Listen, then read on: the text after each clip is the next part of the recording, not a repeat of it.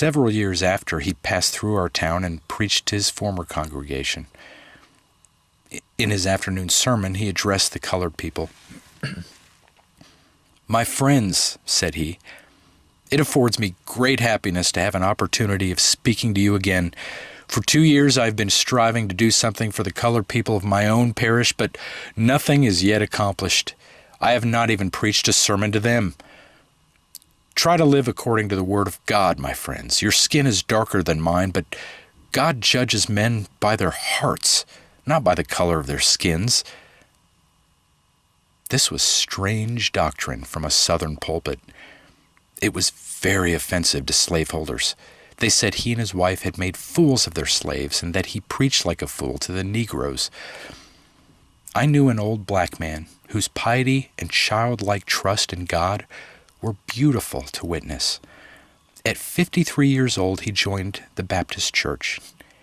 He had a most earnest desire to learn to read. He thought he should know how to serve God better, and if he could only read the Bible. He came to me and begged me to teach him. He said he could not pay me, for he had no money, but he would bring me nice fruit when the season for it came. I asked him if he didn't know it was contrary to law, and that slaves were whipped and imprisoned for teaching each other to read. This brought the tears into his eyes.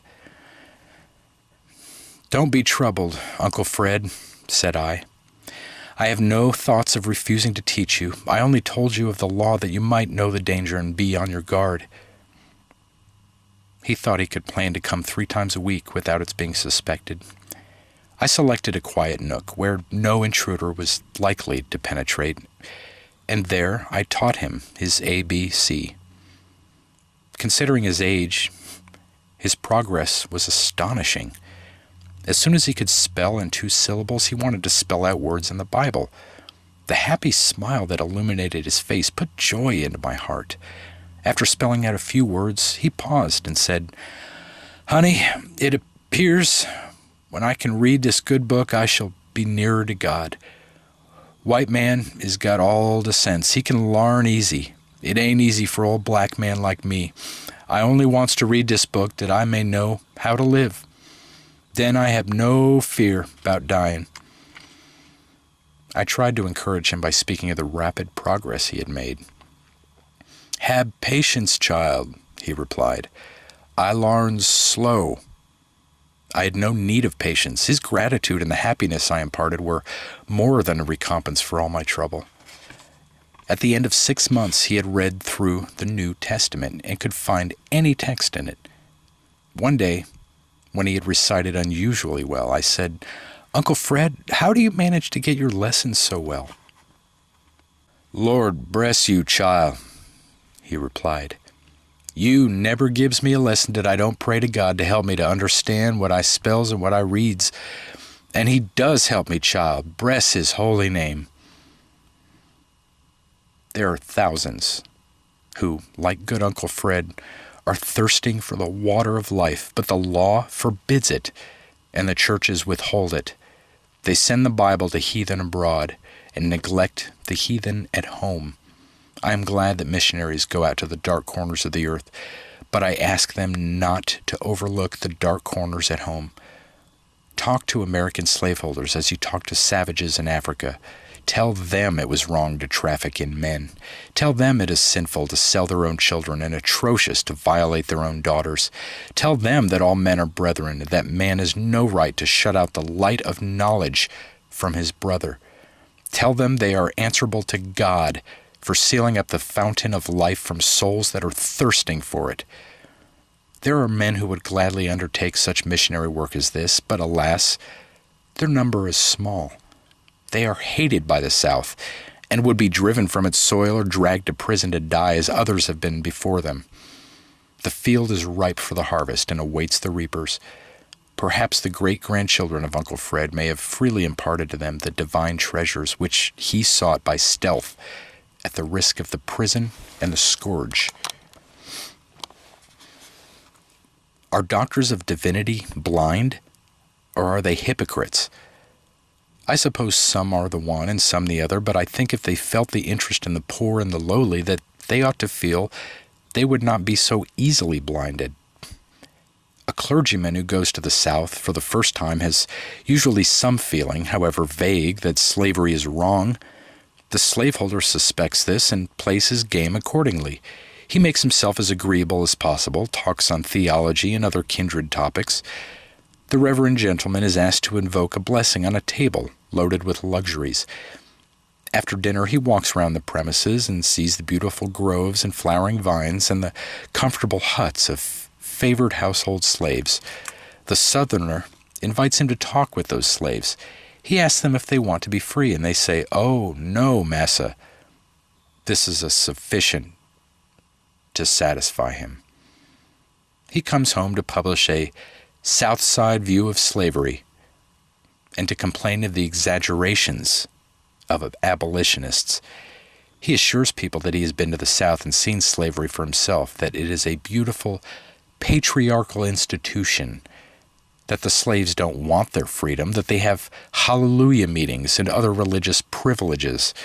What does he know of the half-starved wretches toiling from dawn till dark on the plantations, of mothers shrieking for their children torn from their arms by slave traders, of young girls dragged down into moral filth, of pools of blood around the whipping post, of hounds trained to tear human flesh, of men screwed into cotton gins to die? The slaveholder showed him none of these things, and the slaves dared not tell of them if he had asked them. There is a great difference between Christianity and religion at the South. If a man goes to the communion table and pays money into the treasury of the church, no matter if it be the price of blood, he is called religious. If a pastor has offspring by a woman not his wife, the church dismiss him if she is a white woman, but if she is colored, it does not hinder his continuing to be their good shepherd. When I was told that Dr. Flint had joined the Episcopal Church, I was much surprised. I supposed that religion had a purifying effect on the character of men, but the worst persecutions I endured from him were after he was a communicant.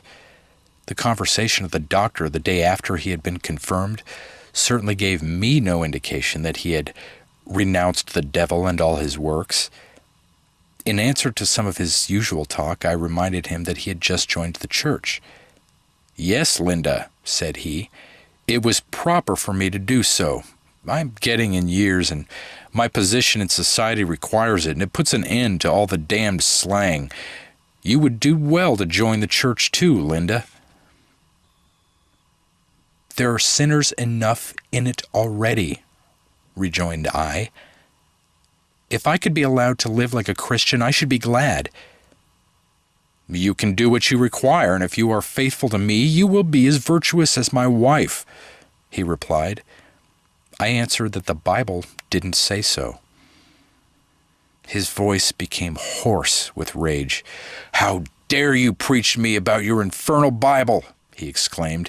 "What right have you, who are my Negro, to talk to me about what you would like and what you wouldn't like? I'm your master, and you shall obey me." No wonder the slaves sing, "Old Satan's church is here below. Up to God's free church I hope to go."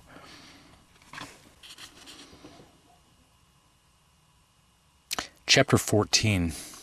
Another Link to Life. I had not returned to my master's house since the birth of my child. The old man raved to have me thus removed from his immediate power, but his wife vowed, by all that was good and great, she would kill me if I came back, and he did not doubt her word. Sometimes he would stay away for a season, then he would come and renew the old threadbare discourse about his forbearance and my ingratitude. He labored, most unnecessarily, to convince me that I had lowered myself. The venomous old reprobate had no need of descanting on that theme. I felt humiliated enough. My unconscious babe was the ever-present witness of my shame. I listened with silent contempt when he talked about my having forfeited his good opinion, but I shed bitter tears that I was no longer worthy of being respected by the good and pure. Alas, slavery still held me in its poisonous grasp. There was no chance for me to be respectable. There was no prospect of being able to lead a better life. Sometimes when my master found that I still refused to accept what he called his kind offers, he would threaten to sell my child. "Perhaps that will humble you," said he. Humble me? Was I not already in the dust? But his threat lacerated my heart. I knew the law gave him power to fulfill it, for slaveholders have been cunning enough to enact that the child shall follow the condition of the mother, not of the father, thus taking care that licentiousness shall not interfere with avarice. This reflection made me clasp my innocent babe all the more firmly to my heart. Horrid visions passed through my mind when I thought of his liability to fall into the slave trader's hands. I wept over him and said, "Oh, my child, perhaps they will leave you in some cold cabin to die and then throw you into a hole as if you were a dog." When Dr. Flint learned that I was again to be a mother, he was exasperated beyond measure. He rushed from the house and returned with a pair of shears. I had a fine head of hair, and he often railed about my pride of arranging it nicely. He cut every hair close to my head, storming and swearing all the time. I replied to some of his abuse, and he struck me. Some months before, he had pitched me downstairs in a fit of passion, and the injury I received was so serious that I was unable to turn myself in bed for many days. He then said, "Linda, I swear by God I will never raise my hand against you again." But I knew that he would forget his promise. After he discovered my situation, he was like a restless spirit from the pit. He came every day, and I was subjected to such insults as no pen can describe. I would not describe them if I could. They were too low, too revolting. I tried to keep them from my grandmother's knowledge as much as I could. I knew she had enough to sadden her life without having my troubles to bear. When she saw the doctor treat me with violence and heard him utter oaths terrible enough to palsy a man's tongue, she could not always hold her peace. It was natural and mother-like that she would try to defend me, but it only made matters worse. When they told me my newborn babe was a girl, my heart was heavier than it had ever been before. Slavery is terrible for men, but it is far more terrible for women. Superadded to the burden common to all, they have wrongs and sufferings and mortifications peculiarly their own. Dr. Flint had sworn that he would make me suffer to my last day for this new crime against him, as he called it, and as long as he had me in his power, he kept his word. On the 4th day after the birth of my babe, he entered my room suddenly and commanded me to rise and bring my baby to him. The nurse who took care of me had gone out of the room to prepare some nourishment, and I was alone. There was no alternative. I rose, took up my babe, and crossed the room to where he sat. "Now stand there," said he, "till I tell you to go back." My child bore a strong resemblance to her father, and to the deceased Mrs. Sands, her grandmother. He noticed this, and while I stood before him, trembling with weakness, he heaped upon me and my little one every vile epithet he could think of. Even the grandmother in her grave did not escape his curses. In the midst of his vituperations, I fainted at his feet. This recalled him to his senses. He took the baby from my arms, laid it on the bed, dashed cold water on my face, took me up, and shook me violently to restore my consciousness before anyone entered the room. Just then my grandmother came in, and he hurried out of the house. I suffered in consequence of this treatment, but I begged my friends to let me die rather than send for the doctor. There was nothing I dreaded so much as his presence. My life was spared, and I was glad for the sake of my little ones. Had it not been for these ties to life, I should have been glad to be released by death, though I had lived only 19 years. Always it gave me a pang that my children had no lawful claim to a name. Their father offered his, but if I had wished to accept the offer, I dared not while my master lived. Moreover, I knew it would not be accepted at their baptism. A Christian name they were at least entitled to, and we resolved to call my boy for our dear good Benjamin, who had gone far away from us. My grandmother belonged to the church, and she was very desirous of having the children christened. I knew Dr. Flint would forbid it, and I did not venture to attempt it. But chance favored me. He was called to visit a patient out of town and was obliged to be absent during Sunday. "Now is the time," said my grandmother. "We will take the children to church and have them christened." When I entered the church, recollections of my mother came over me, and I felt subdued in spirit. There she had presented me for baptism without any reason to feel ashamed. She had been married and had such legal rights as slavery allows to a slave. The vows had at least been sacred to her, and she had never violated them. I was glad she was not alive to know under what different circumstances her grandchildren were presented for baptism. Why had my lot been so different from my mother's? Her master had died when she was a child, and she remained with her mistress till she married. She was never in the power of any master, and thus she escaped one class of the evils that generally fall upon slaves. When my baby was about to be christened, the former mistress of my father stepped up to me and proposed to give it her Christian name. To this I added the surname of my father, who had himself no legal right to it, for my grandfather on the paternal side was a white gentleman. What tangled skeins are the genealogies of slavery! I loved my father, but it mortified me to be obliged to bestow his name on my children. When we left the church, my father's old mistress invited me to go home with her. She clasped a golden chain round my baby's neck. I thanked her for this kindness, but I did not like the emblem. I wanted no chain to be fastened on my daughter, not even if its links were of gold. How earnestly I prayed that she might never feel the weight of slavery's chain, whose iron entereth into the soul. Chapter 15. Continued Persecutions.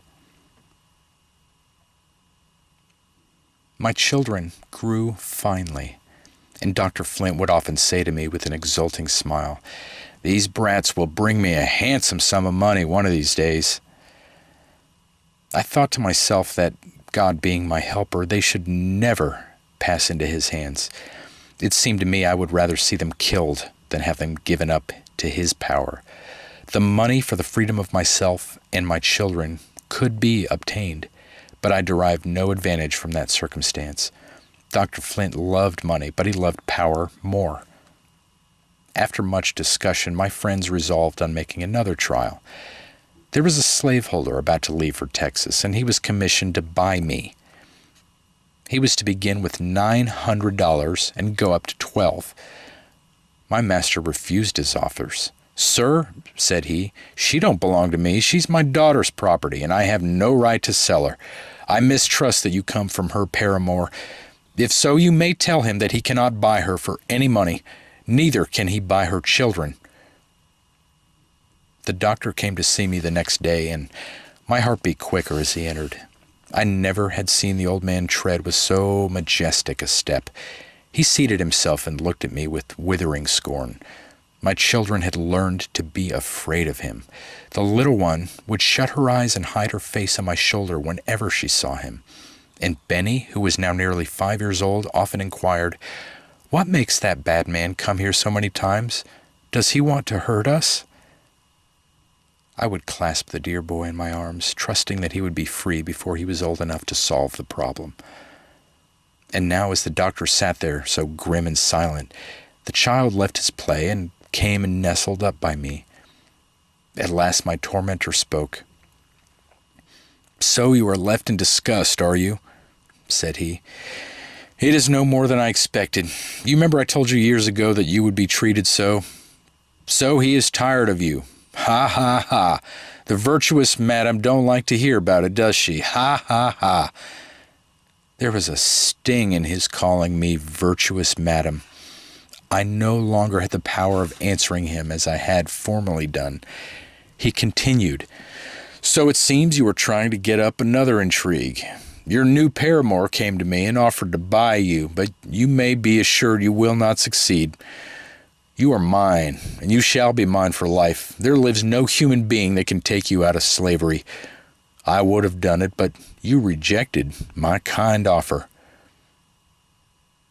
I told him I did not wish to get up any intrigue, that I had never seen the man who offered to buy me.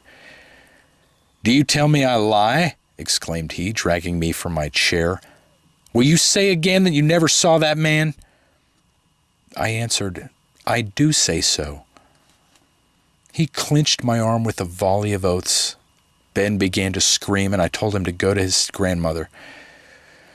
"Don't you stir a step, you little wretch," said he. The child drew nearer to me and put his arms round me as if he wanted to protect me. This was too much for my enraged master. He caught him up and hurled him across the room.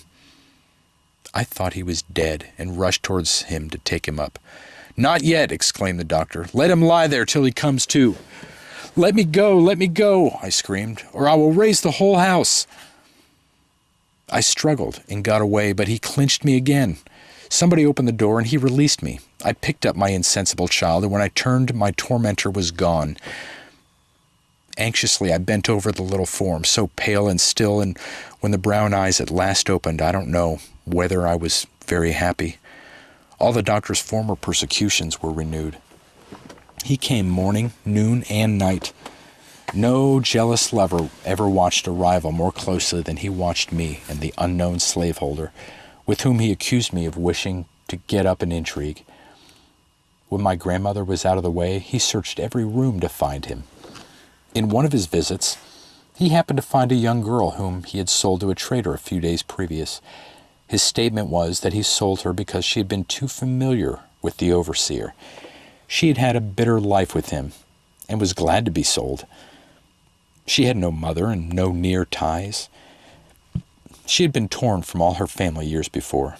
A few friends had entered into bonds for her safety if the trader would allow her to spend with them the time that intervened between her sale and the gathering up of his human stock. Such a favor was rarely granted. It saved the trader the expense of board and jail fees. Though the amount was small, it was a weighty consideration in a slave trader's mind. Dr. Flint always had an aversion to meeting slaves after he had sold them. He ordered Rose out of the house, but he was no longer her master, and she took no notice of him. For once the crushed Rose was the conqueror.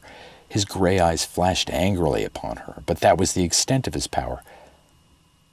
"How came this girl here?" he exclaimed. "What right had you to allow it when you knew I had sold her?" I answered, "But this is my grandmother's house, and Rose came to see her. I have no right to turn anybody out of doors that comes here for honest purposes." He gave me the blow that would have fallen upon Rose if she had still been his slave. My grandmother's attention had been attracted by loud voices, and she entered in time to see a second blow dealt. She was not a woman to let such an outrage in her own house go unrebuked.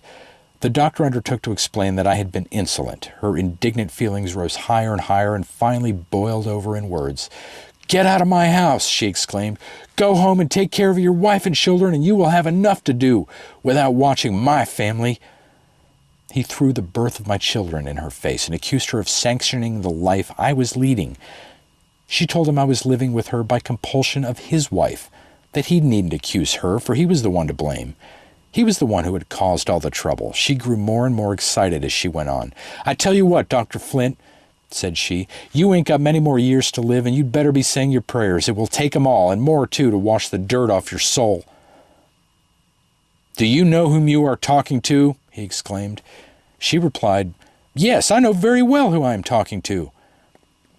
He left the house in a great rage. I looked at my grandmother. Our eyes met. Their angry expression had passed away, but she looked sorrowful and weary of incessant strife. I wondered that it did not lessen her love for me, but it did, she never showed it. But if it did, she never showed it. She was always kind, always ready to sympathize with my troubles. There might have been peace and contentment in that humble home if it had not been for the demon, slavery. The winter passed undisturbed by the doctor. The beautiful spring came, and when nature resumes her loveliness, the human soul is apt to revive also. My drooping hopes came to life again with the flowers. I was dreaming of freedom again, more for my children's sake than my own. I planned, and I planned. Obstacles, hit against plans. There seemed no way of overcoming them. And yet, I hoped. Back came the wily doctor. I was not at home when he called. A friend had invited me to a small party, and to gratify her I went. To my great consternation, a messenger came in haste to say that Dr. Flint was at my grandmother's and insisted on seeing me. They did not tell him where I was, or he would have come and raised a disturbance at my friend's house. They sent me a dark wrapper. I threw it on and hurried home. My speed did not save me. The doctor had gone away in anger. I dreaded the morning, but I could not delay it. It came, warm and bright. At an early hour, the doctor came and asked me where I had been last night. I told him. He did not believe me and sent to my friend's house to ascertain the facts. He came in the afternoon to assure me he was satisfied that I had spoken the truth. He seemed to be in a facetious mood, and I expected some jeers were coming. "I suppose you need some recreation," said he. "But I'm surprised at your being there, among those Negroes. It was not the place for you, and you allowed to visit such people?" I understood this covert fling at the white gentleman who was my friend, but I merely replied, "I went to visit my friends, and any company they keep is good enough for me." He went on to say, "I have seen very little of you of late, but my interest in you is unchanged. When I said I would have no more mercy on you, I was rash. I recall my words. Linda, you desire freedom for yourself and your children, and you can obtain it only through me. If you agree to what I am about to propose, you and they shall be free. There must be no communication of any kind between you and their father. I will procure a cottage where you and the children can live together. Your labor shall be light, such as sewing for my family. Think what is offered you, Linda, a home and freedom. Let the past be forgotten. If I have been harsh with you at times, your wistfulness drove me to it.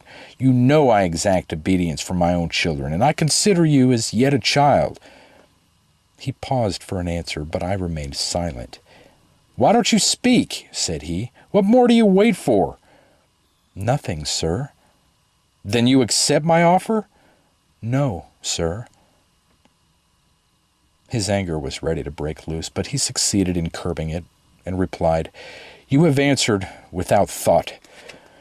But I must let you know there are two sides to my proposition. If you reject the bright side, you will be obliged to take the dark one.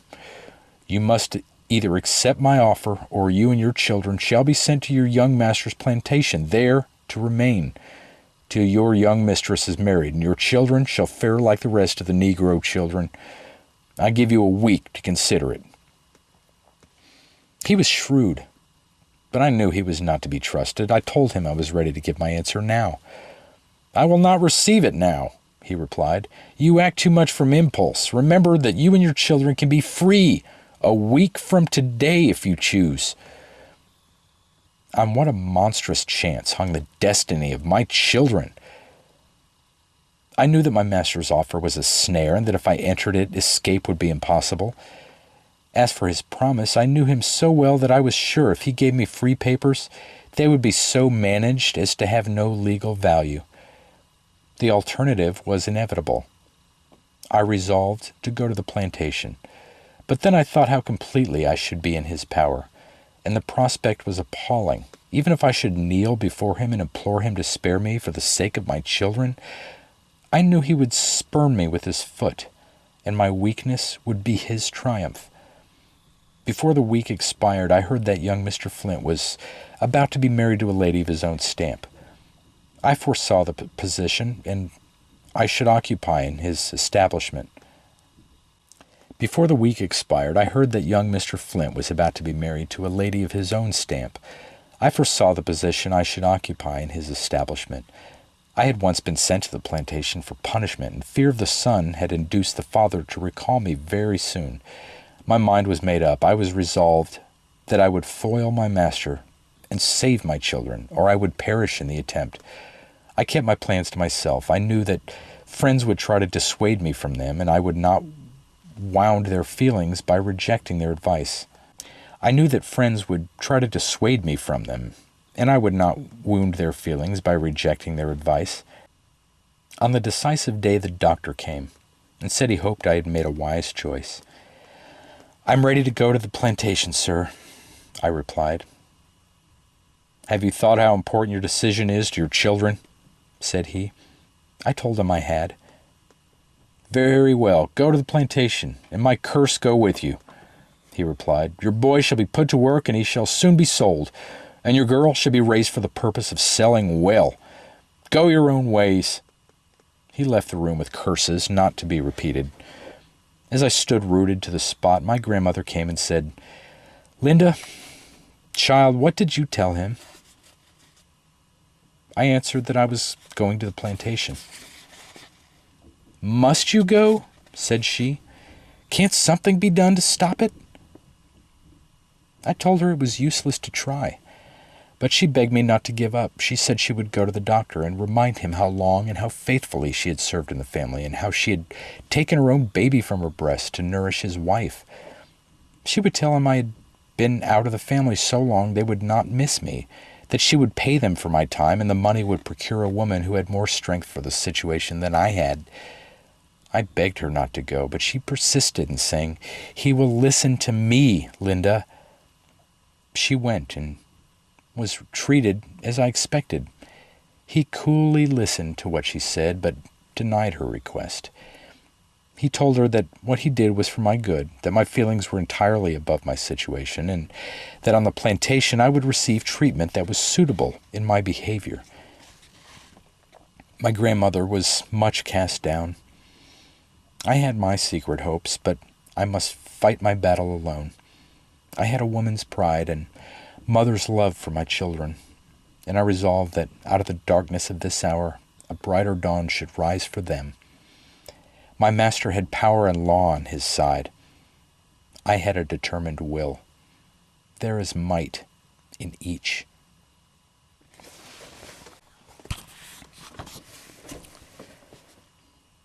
Chapter 16. Scenes at the Plantation. Early the next morning, I left my grandmother's with my youngest child. My boy was ill, and I left him behind. I had many sad thoughts as the old wagon jolted on. Hitherto I had suffered alone, now my little one was to be treated as a slave. As we drew near the great house, I thought of the time when I was formerly sent there out of revenge. I wondered for what purpose I was now sent. I could not tell. I resolved to obey orders so far as duty required. But within myself, I determined to make my stay as short as possible.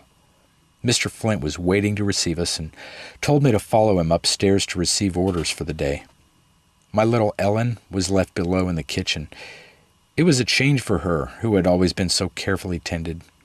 My young master said she might amuse herself in the yard. This was kind of him, since the child was hateful to his sight. My task was to fit up the house for the reception of the bride.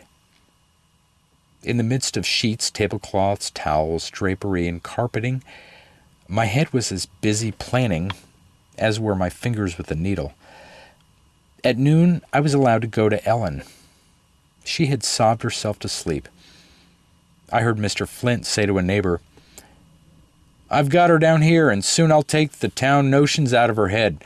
My father is partly to blame for her nonsense. He ought to have broke her in long ago."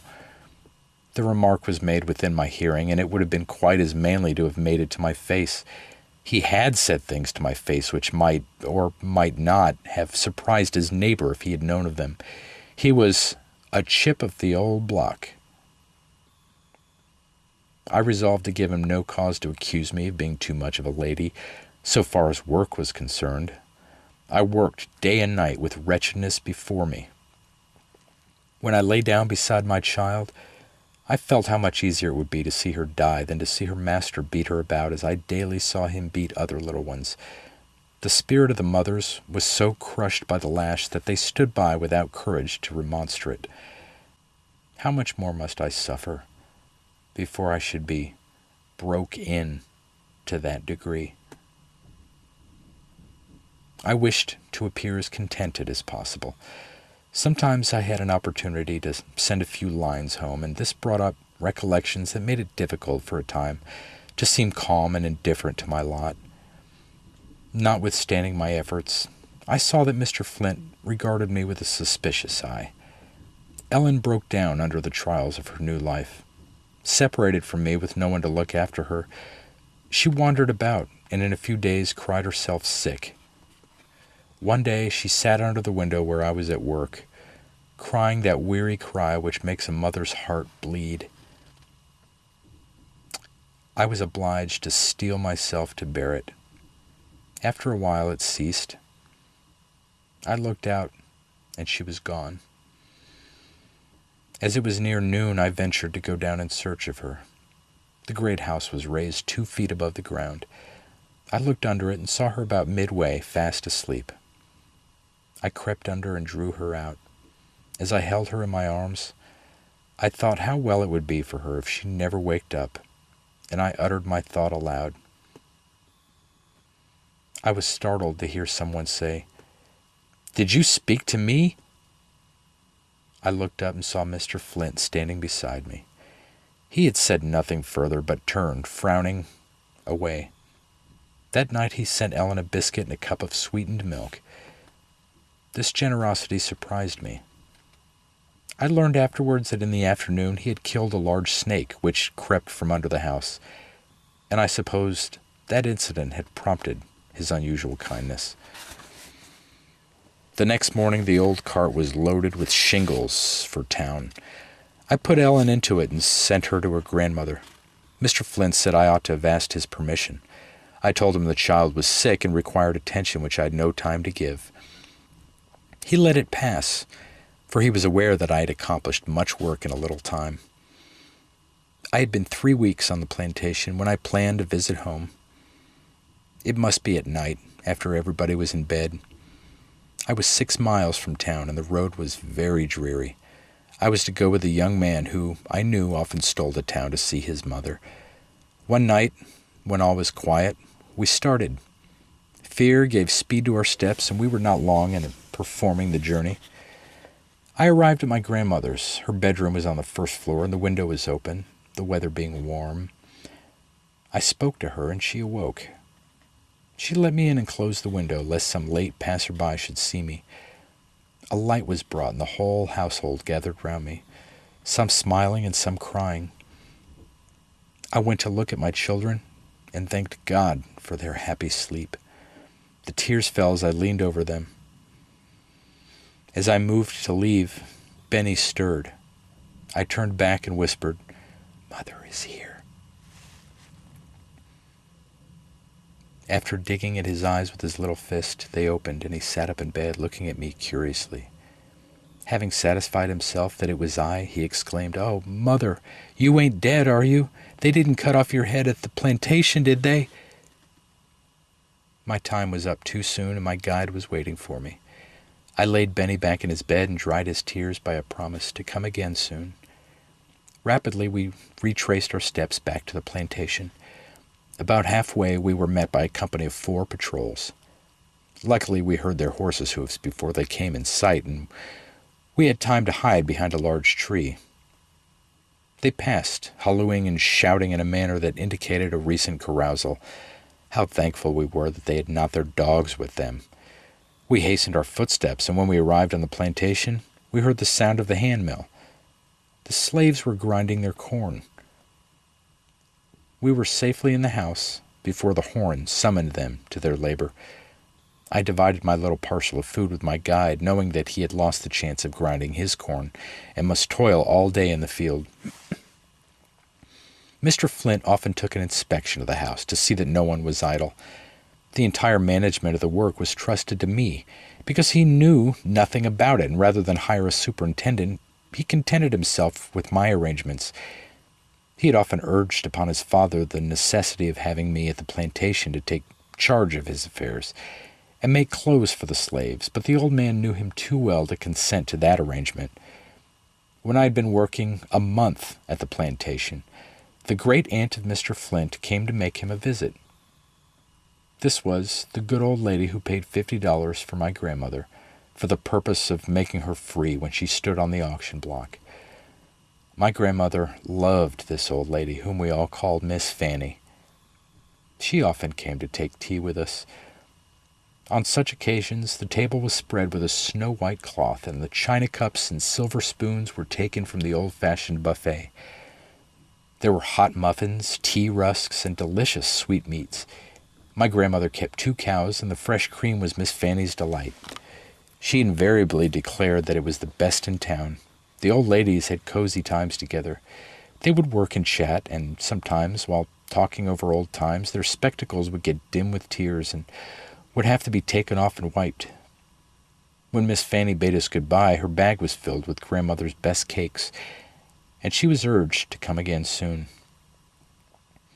There had been a time when Dr. Flint's wife came to take tea with us, and when her children were also sent to have a feast of Aunt Marthy's nice cooking. But after I became an object of her jealousy and spite, she was angry with her grandmother for giving a shelter to me and my children. She would not even speak to her in the street. This wounded my grandmother's feelings, for she could not retain ill will against the woman whom she had nourished with her milk when a babe. The doctor's wife would gladly have prevented our intercourse with Miss Fanny if she could have done it, but fortunately she was not dependent on the bounty of the Flints. She had enough to be independent. That is more than can ever be gained from charity, however lavish it may be.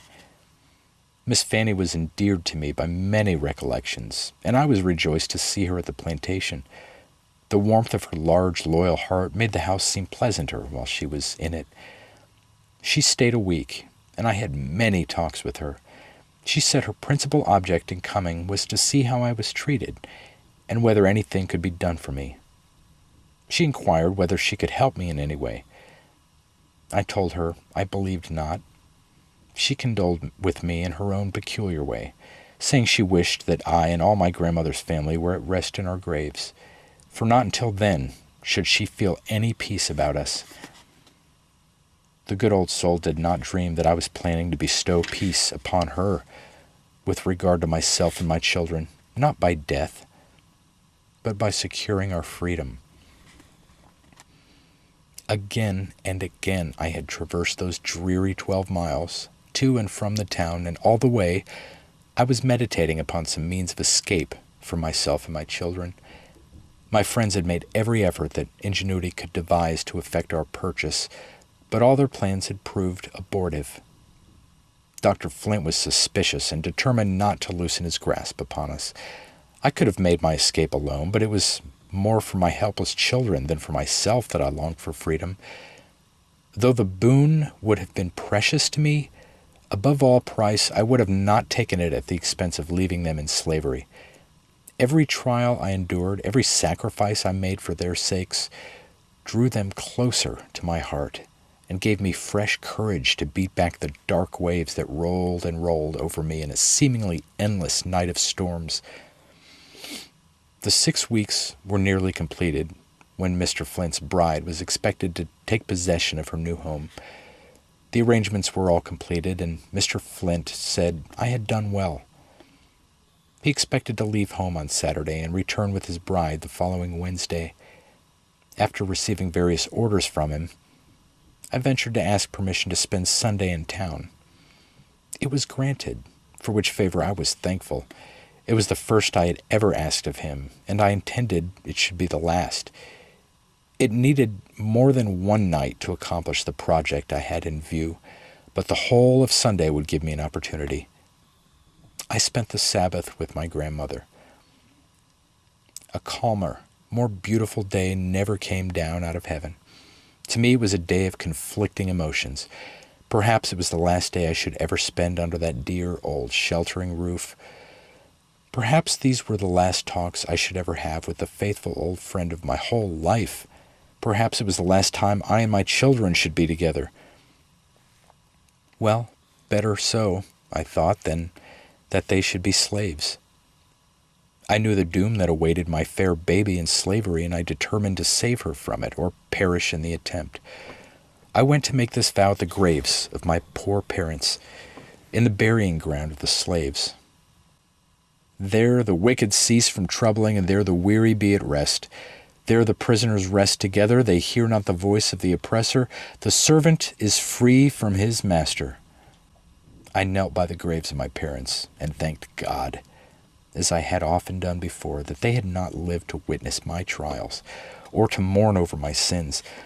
I had received my mother's blessing when she died, and in many an hour of tribulation I had seemed to hear her voice, sometimes chiding me, sometimes whispering loving words into my wounded heart. I have shed many and bitter tears to think that when I am gone from my children, they cannot remember me with such entire satisfaction as I remembered my mother. The graveyard was in the woods, and twilight was coming on. Nothing broke the death-like stillness except the occasional twitter of a bird. My spirit was overawed by the solemnity of the scene.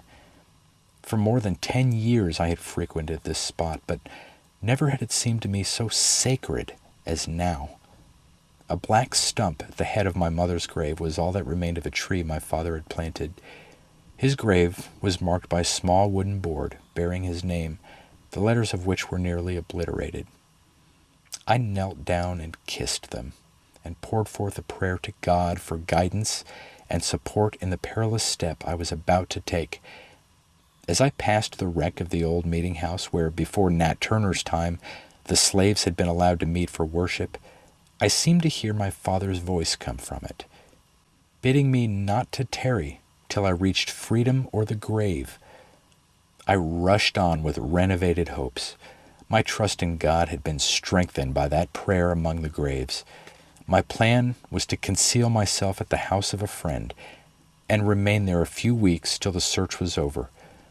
My hope was that the doctor would get discouraged, and for fear of losing my value and also of subsequently finding my children among the missing, he would consent to sell us, and I knew somebody would buy us.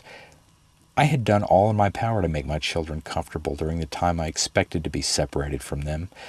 I was packing my things when my grandmother came into the room and asked what I was doing.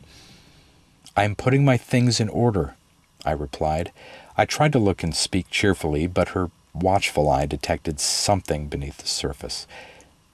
She drew me towards her and asked me to sit down.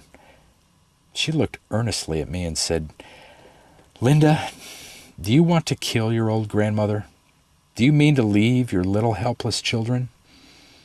I am old now and cannot do for your babies as I once did for you." I replied that if I went away, perhaps their father would be able to secure their freedom. "Ah, my child," said she, don't trust too much to him. Stand by your own children and suffer with them till death. Nobody respects a mother who forsakes her children. If you leave them, you will never have a happy moment. If you go, you will make me miserable the short time I have to live. You would be taken and brought back, and your sufferings would be dreadful. Remember poor Benjamin. Do give it up, Linda. Try to bear a little longer. Things may turn out better than we expect." My courage failed me, in view of the sorrow I should bring on that faithful, loving old heart. I promised that I would try longer, and that I would take nothing out of her house without her knowledge. Whenever the children climbed on my knee, or laid their heads on my lap, she would say, "Poor little souls, what would you do without a mother? She don't love you as I do." And she would hug them to her own bosom, as if to reproach me for my want of affection. But she knew all the while that I loved them better than my life. I slept with her that night, and it was the last time. The memory of it haunted me for many a year. On Monday, I returned to the plantation and busied myself with preparations for the important day.